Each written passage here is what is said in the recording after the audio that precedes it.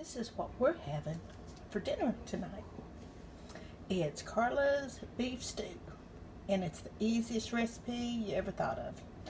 Anyway, cooked it in my little nuwave oven, so I don't have to heat the entire house up, and they work really super. All I did was bake it, and I put croissant bread on top of it, kind of cheated. Then I poked holes. See if you can see the little holes, so that way the heat will cook the biscuit dough from underneath. You can put biscuit dough, and that's how I make my pot pie. Easiest recipe, foolproof. Might save a marriage, right? Anyway, after you dish it out, I mean, it's really super hot right now, but put a little Kobe Jack cheese on it and serve it up. So we shall. Look, I already served it up, guys.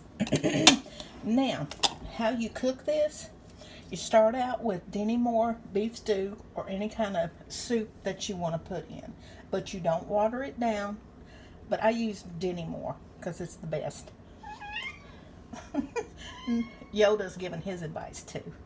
No, Yoda, you can't help baby. When he smells food, he smells food.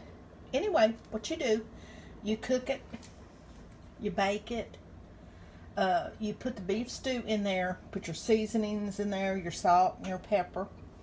You put it in the oven and you bake it for 100 degrees on top and bottom, because you have the little button that shows you top and bottom. And you bake it for 15 minutes. You watch for your beef stew to start bubbling. Then what you do is you take it out and you put your croissant rolls on here. Your croissant bread, biscuits or croissants.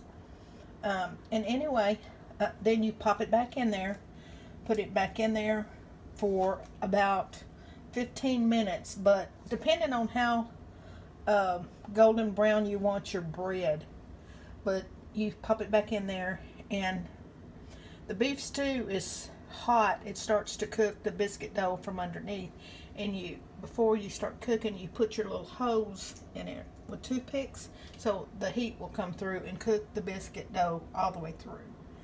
And the reason I double bowl, I put 2 bowls and serve it that way, is so it doesn't burn you, because it is pretty hot. Then you sprinkle your cheese after it gets done, and it's fantastic. And you could use a ladle to add a little bit more in there. Bon appetit. And it's really super good, you guys. Super good. Anyway, hope you like it.